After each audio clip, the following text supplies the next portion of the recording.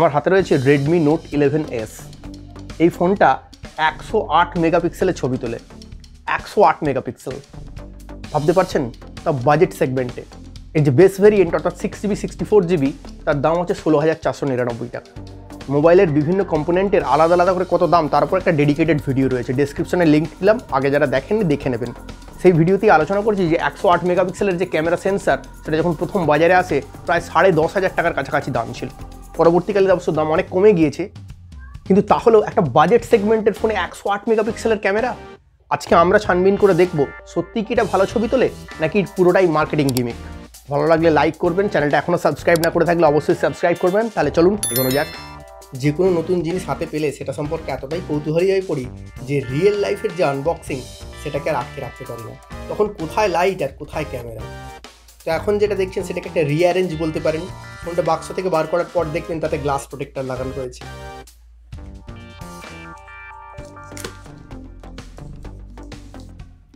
এই হচ্ছে ফোনটা।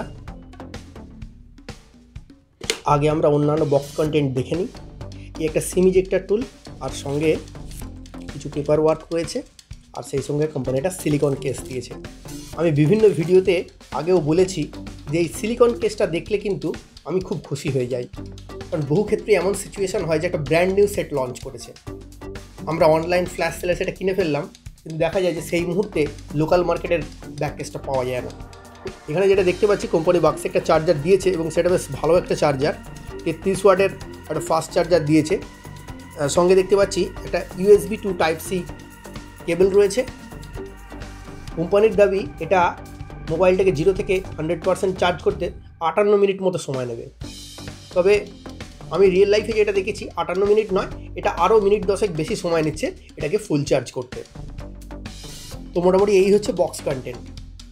তো ফোনের সামনের দিকটা যদি দেখি, একটা ছোট্ট পাঞ্চ হোল রয়েছে, আর এই গ্লাস প্রোটেক্টরটা আমি আগেই লাগিয়ে নিয়েছি। আপনাদেরকে যেটা বলছিলাম, কোনো জিনিস হাতে পেলে আমি আর ধৈর্য রাখতে পারি না, এটা ব্যবহার করা শুরু করে দিয়েছিলাম। তাতে অবশ্য ভালোই হয়েছে, আপনাদেরকে রিভিউটা খুব ভালোভাবে দেওয়া যাবে।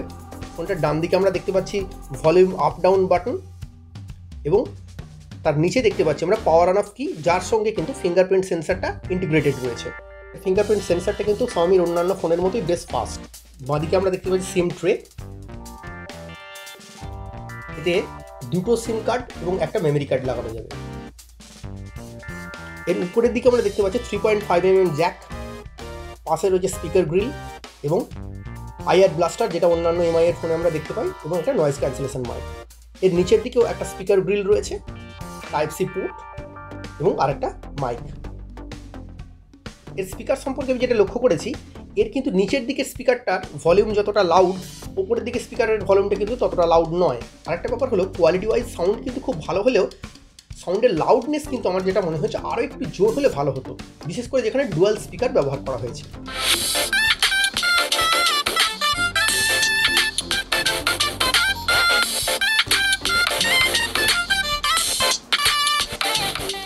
এর পিছন দিকে আমরা দেখতে পাচ্ছি কোয়াড ক্যামেরা সেটআপ রয়েছে, যেটা নিয়ে আমরা পরে বিস্তারিত আলোচনায় আসছি। পিছন দিকে ব্যাক প্যানেলটা যেটা লক্ষ্য করছি, সেটা কিন্তু খুব স্মাজেস আসছে, ফিঙ্গারপ্রিন্ট রয়েছে। এটা একদিকে কিন্তু গ্লসি ফিনিশও নয়, আবার ম্যাট ফিনিশও ঠিক বলা যায় না। তবে একটা জিনিস যেটা আমার ভালো লেগেছে, এর সাইডের বক্সি ডিজাইন, এবং এটা কিন্তু ফোনটা কিন্তু খুব একটা চওড়া নয়, আপনার হাতে ধরে ইনহ্যান্ড ফিলিংটা কিন্তু খুব ভালো হবে। এর ব্যাক প্যানেলে আমরা কোয়াড ক্যামেরা সেটআপ পাচ্ছি, কিন্তু আমাদের প্রধান যে আকর্ষণের কেন্দ্রবিন্দু সেটা হচ্ছে এর 108 মেগাপিক্সেলের প্রাইমারি ক্যামেরা। এতে ব্যবহার করা হচ্ছে স্যামসাংয়ের 12 মেগাপিক্সেলের ক্যামেরা সেন্সার, যেটা পিক্সেল মাইনিং টেকনোলজি ইউজ করে 108 মেগাপিক্সেলের ছবি তোলে।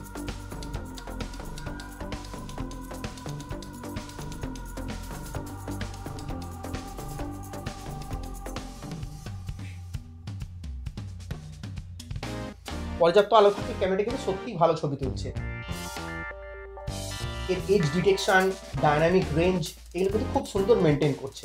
কালার একটু বুস্টেড। এখন সকাল 9টা, যেটা লক্ষ্য করছি সূর্যের আলো যখন ক্যামেরার দিকে চলে আসছে তখন ইমেজটা একটু ওভার স্যাচুরেটেড দেখাচ্ছে। সেটাই অবশ্য স্বাভাবিক, তবে কতটা সেটা ক্যামেরাটা নিয়ন্ত্রণ করতে পারে সেই জন্যই আমি ব্যাপারটা করলাম। এবার ঠিক আমার মুখের ওপরে সূর্যের আলো এসে পড়ছে।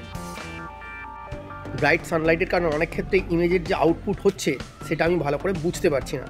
সেটা অবশ্য এডিটিংয়ের সঙ্গে আরও বেশি করে বোঝা যাবে। তবে এই বাজেটে 16 মেগাপিক্সেলের ক্যামেরার যে আউটপুট, তাতে করে আমি মনে করি যে খুব একটা খারাপ বলা যাবে না। ইমেজ স্টেবিলাইজেশনের ব্যাপারে বলতে পারি যে মোটামুটি একটা স্টেবল ইমেজ কিন্তু এটা দিচ্ছে, খুব একটা জার্কিং কিন্তু ইমেজের মধ্যে আসছে না। তবে রেডমি নোট 11s এর প্রধান আকর্ষণের জায়গা হচ্ছে এর রিয়ার প্যানেলে 108 মেগাপিক্সেলের ক্যামেরা। সেটা কতটা ভালো ইমেজ তুলতে পারে এখন সেটাই দেখার। তবে সেই ফুটেজে কিন্তু আমাকে দেখতে পাবেন না। রিয়ার ক্যামেরায় আমরা যেটা দেখতে পাচ্ছি, ডেপথ অ্যান্ড ডিটেলস যথেষ্ট ভালো। Xiaomiর ক্যামেরায় যেমন হয় পাঞ্চি এবং বুস্টেড কালার,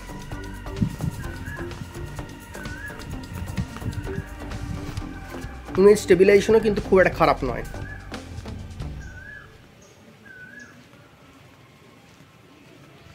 এই ভিডিওটা আমি তুলছি রেডমি নোট 11s এর প্রো সেকশানে গিয়ে আলট্রা ওয়াইড মোড অন করে। কালারের যে শার্পনেসটা ছিল সেটা কিছুটা হলেও কমে গেছে। আসলে ডেপথ অ্যান্ড ডিটেলস একটু হলেও হারিয়ে গেছে, ছবিটা অনেকটা সফট হয়ে গেছে। তবে এর ক্যামেরা সেকশানে কয়েকটা জায়গায় কিন্তু আমাকে ডিসঅ্যাপয়েন্ট করেছে। সেটা হচ্ছে এটা কিন্তু 4K তে ভিডিও রেকর্ড করতে পারে না। আরেকটা ইস্যু যেটা Xiaomiর ওভারঅল সব ফোনেতেই আমরা দেখতে পাই, সেটাকে ঠিক সমস্যা বলবো না, সেটা হচ্ছে ইমেজকে ওভার শার্পেন করে ফেলা। এই ক্ষেত্রেও আমরা সেটা দেখতে পাচ্ছি। এটা যখন 108 মেগাপিক্সেলের ছবিটা তুলছে, দেখা যাচ্ছে এই ছবিটাকে একটু ওভার শার্পেন করে ফেলছে, যার ফলে আপনার এক্সপেকটেশন তৈরি হচ্ছে যে এ থেকে আপনি অনেক ডিটেল পাবেন। কিন্তু ছবিটাকে সামান্য জুম করলেই আপনি বুঝতে পারবেন যে এটা আসলে পুরোটাই সফটওয়্যারের কেরামতি। এটাই কিন্তু ততটাও ডিটেল নেই যতটাই শার্পনেস থেকে মনে হচ্ছে। 16 মেগাপিক্সেলের ফ্রন্ট সেলফি ক্যামেরাটা যে ছবি তোলে, স্যার দেখতে কিন্তু ভালোই লাগে, যদিও ডিটেলের একটু অভাব দেখতে পাওয়া যায়। ছবিগুলোকে একটু এক্সট্রা ব্রাইট করে ফেলে। ফোনটার ক্যামেরা নিয়ে অনেক কথা বললাম এবং আপনাদেরকে একদম লাইভ দেখালামও। ক্যামেরা সেকশানে ভালো দিকের পাশাপাশি মন্দ দিকটাও আলোচনা করলাম। তবে একটা ব্যাপার অবশ্যই উল্লেখ করতে হয় যে লো লাইটে বাজেট সেগমেন্টের ক্যামেরাগুলো যেমন হোঁচট খায়, এক্ষেত্রেও কিন্তু সেটা আমি লক্ষ্য করেছি। লো লাইটের পারফরমেন্স কিন্তু আমাকে অতটা খুশি করতে পারেনি। ক্যামেরার পাশাপাশি এই ফোনটার ডিসপ্লেটাও কিন্তু বেশ ভালো। এখানে আমরা পাচ্ছি 6.43 ইঞ্চির একটা AMOLED ডিসপ্লে। বাজেট সেগমেন্টের ফোন শুধু কম্পিটিশনের কারণে কোম্পানি একটা AMOLED ডিসপ্লে দিয়ে দিয়েছে এরকমটা কিন্তু নয়। AMOLED ডিসপ্লের কোয়ালিটি কিন্তু বেশ ভালো। কালারগুলো বেশ পাঞ্চি এবং বুস্টেড, দেখতে ভালো লাগে। 1080x2400 পিক্সেলের রেজলিউশন রয়েছে। Refresh rate 90 hertz. যদিও এটা বাই ডিফল্ট 60 হার্টজ সেট করা থাকে, আপনি বাড়িয়ে এটাকে 90 হার্টজ করে নিতে পারবেন। ডিসপ্লেতে আমরা পেয়ে যাচ্ছি 1000 নিটসের পিক ব্রাইটনেস, অর্থাৎ একদম ডাইরেক্ট সানলাইটেও কিন্তু আপনি একদম ভালোভাবে এর ডিসপ্লে কন্টেন্ট দেখতে পারবেন। চিন অ্যান্ড বেজেল নিয়ে বেশি কিছু বলার নেই। Xiaomiর এই বাজেটের ফোনে যে ধরনের চিন অ্যান্ড বেজেল থাকে সেটাই আপনারা দেখতে পাচ্ছেন। ডিসপ্লে প্রোটেকশনে দেওয়া হয়েছে গরিলা গ্লাস 3। ইদানিংকালে মিড বাজেট সেগমেন্টেও কিন্তু আমরা গরিলা গ্লাস 5 দেখতে পাচ্ছি। এর সামনের দিকে আমরা ছোট্ট একটা পাঞ্চল দেখতে পাচ্ছি। আমি জানি না ব্যাপারটা শুধু আমারই হয় কিনা, আপনারাও ফেস করলে কমেন্টে জানাবেন। Xiaomiর বেশিরভাগ ফোনেতেই এর পাঞ্চলের চারপাশে একটা মেটাল ইউজ করা থাকে, যেটা কিন্তু চকচক করতে থাকে এবং একবার এর দিকে চোখ পড়ে গেলে বারবার এর দিকে চোখটা চলে যায়, যেটা মাঝে মধ্যে বেশ একটা ইরিটেট করে। এই দেখুন, বলতে ভুলে গিয়েছিলাম, এটা কিন্তু একটা ফুল HD প্লাস ডিসপ্লে। এতে ওয়াইড ফাইন L1 সাপোর্ট রয়েছে, কিন্তু যে জায়গাটা নিরাশ করেছে এটা কিন্তু HDR প্লেব্যাক নেই। অবশ্যই এই সমস্ত ভালো গাল ভরা নাম শুনতেই ভালো। ইন্টারনেটের যে অবস্থা, তো 4G না 2G বোঝা মুশকিল। তো সেই জায়গায় যাই হোক, কোম্পানিতে 5000 mAh ব্যাটারি দিয়েছে। এখন শুরুতে দেখতে পাচ্ছি যে এটা যদি খুব বেশি ইউজ করা হয় একদম স্বাচ্ছন্দ্যে একদিন চলে যাচ্ছে, আর একটু কম ইউজ করলে এটা প্রায় 1.5 দিনের কাছাকাছি ব্যাকআপ দিচ্ছে। তবে বহু Xiaomiর ফোনের ক্ষেত্রে দেখতে পাওয়া যায় 6 মাস পরে গিয়ে ব্যাটারি ব্যাকআপটা কিন্তু অনেকটা কমে যায়। এতে প্রসেসর হিসেবে দেওয়া হয়েছে মিডিয়াটেকের Helio G96, যেটা একটা ভালো প্রসেসর। এখন এর পারফরমেন্সের কথা বলা যায়, ওভারঅল কিন্তু পারফরমেন্সের ভালো। এটা বাজেট সেগমেন্টে একটা camera centric phone. G96 processor গেমিংয়ের জন্য একবারই চলে না, এটা কিন্তু নয়। আপনি এতে অল্প বিস্তর গেমিং করতে পারবেন। আর ধরুন যারা প্রো লেভেল গেমার, তারা তো আর এই বাজেটের মধ্যে বসে থাকবে না, তার আরও বেটার কিছু দেখবেন। তো এর যা বাজেট সেই অনুযায়ী কিন্তু Helio G96 এর মানে পারফরমেন্স আমি বলবো মোটামুটি ঠিকঠাক। যদি আমার হ্যান্ডস অন এক্সপিরিয়েন্সের কথা বলেন, যে সমস্ত হাই গ্রাফিক্সের গেম রয়েছে BGMI, ফ্রি ফায়ার, এগুলো আপনি 8 ঘন্টা 45 মিনিট খেললে যখন ফোনটা একটু গরম হয়ে যায় তখনই কিন্তু সমস্যাটা হয়। তখনই কিন্তু একটু প্রসেসর পারফরমেন্স একটু দেখা যায় যে ঠোক্কর খাচ্ছে। এই ব্যাপারটা মাথায় রাখতে হবে। তবে হ্যাঁ, যে খুব খারাপ পারফরমেন্স সেটা নয়, সেটা সাময়িক কিছু কিছু ক্ষেত্রে আপনি লক্ষ্য করতে পারবেন। কারণ এটার যে প্রসেসর সেটা হচ্ছে 12 ন্যানোমিটার প্রসেসর, যার কারণে যখন আপনি একটু বেশি ইউজ করবেন, এক্সটেন্সিভ ইউজ যাকে বলে, সেটার পর দেখবেন প্রসেসরটা একটু হিট হচ্ছে। এতে যদিও কোম্পানি লিকুইড কুলিং টেকনোলজি দিয়েছে, যে কারণে ব্যাপারটা অতটা বাড়াবাড়ি রকমেরও নয়, কিন্তু একটু হিটিং ইস্যু আছে, এবং যে কারণে কি হয়, এর ব্যাটারি ব্যাকআপটা আরও বেশি হতে পারতো। 5000 mAh যে ব্যাটারি দেওয়া হয়েছে সেটা আরও বেশি ব্যাকআপ দিতে পারতো। যেহেতু 12 ন্যানোমিটার প্রসেসর ইউজ করা হয়েছে, সে কারণে কিন্তু কিছুটা হলো আমাদেরকে এই জায়গায় কম্প্রোমাইজ করতে হবে। এই একই বাজেটের অন্যান্য ফোনেও কিন্তু একই রকম ইস্যু রয়েছে, এটা বড় কিছু ব্যাপার নয়। যেটা শুরুর দিকে বলছিলাম, এর বেস ভ্যারিয়েন্ট অর্থাৎ 6GB 64GB, যেটার দাম হচ্ছে 16,499 টাকা। 6GB 128GB একটা ভার্সন রয়েছে, সেটা আপনার 17,499 টাকা পড়বে। আর আমার কাছে যে টপ ভ্যারিয়েন্টে রয়েছে অর্থাৎ 8GB 128GB, এই ভ্যারিয়েন্টের দাম হচ্ছে 18,499 টাকা। তবে আমি বলবো ব্যাংক ডিসকাউন্ট বা এক্সচেঞ্জে বড়সড় কোনো অফার না পেলে আপনি কিন্তু বেস ভ্যারিয়েন্টটাই কিনুন, কারণ এটা 4G ফোন, আগামী দিনে 5G চলে আসবে। এটা ক্যারিয়ার অ্যাগ্রিগেশনের সাপোর্ট রয়েছে, অর্থাৎ ভালো নেটওয়ার্ক কানেক্টিভিটি আপনি পাবেন। এটা IP53 সার্টিফাইড, অর্থাৎ এটা স্প্ল্যাশ প্রুফ। এটা LPDDR4 র্যাম ব্যবহার করা হয়েছে এবং UFS 2.2 টাইপ স্টোরেজ ব্যবহার করা হয়েছে, যেটা দেখা যাচ্ছে একটা রেস্ট্রিক্টেড বাজেটের মধ্যে ফোনটা যদি একটা বেটার পারফরমেন্স দিতে পারে, সেটা কিন্তু Xiaomi লক্ষ্য রেখেছে। যে কোনো স্মার্টফোনের একটা ইম্পর্টেন্ট পার্ট হলো তার ইউজার ইন্টারফেস বা UI।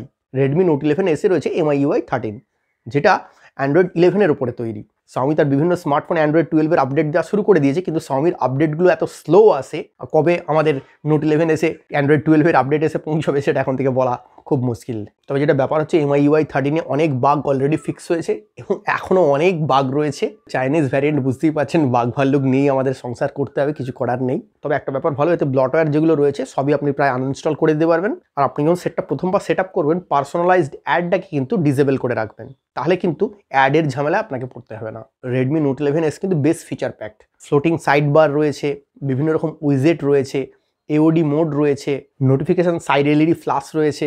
বিভিন্ন দিক নিয়ে ভালো মন্দ অনেক রকম কথা হলো। এবার যদি আপনারা আমার ভার্ডিক্ট চান যে এই সেটটা কেনা উচিত হবে কি, এর ভালো দিক হচ্ছে এটাই, এই বাজেটে স্টিল ফটোগ্রাফিতে এর একমাত্র কম্পিটিটর হচ্ছে Motorola G60। এর বাইরে কিন্তু এই বাজেটে এত ভালো কিন্তু ছবি স্টিল ফটোগ্রাফির ক্ষেত্রে অন্তত আমরা কোনো ক্যামেরা থেকে এখনো পর্যন্ত পাচ্ছি না। এই বাজেটের ডিসপ্লেও কিন্তু ভালো এবং সব মিলিয়ে পারফরমেন্সটাও কিন্তু Helio G96-এর খারাপ নয়। সেই জায়গায় আপনার বাজেট যদি 16,500-এর আশপাশে হয়, তাহলে তো আপনি এটা কিনতেই পারেন। তবে আমার যেটা মনে হয়, এর দামটা যদি 1,500-2 হাজার টাকা আরও কম হতো, তাহলে একদম আমি বলতাম যে বেস্ট ভ্যালু ফর মানি হতো এটা।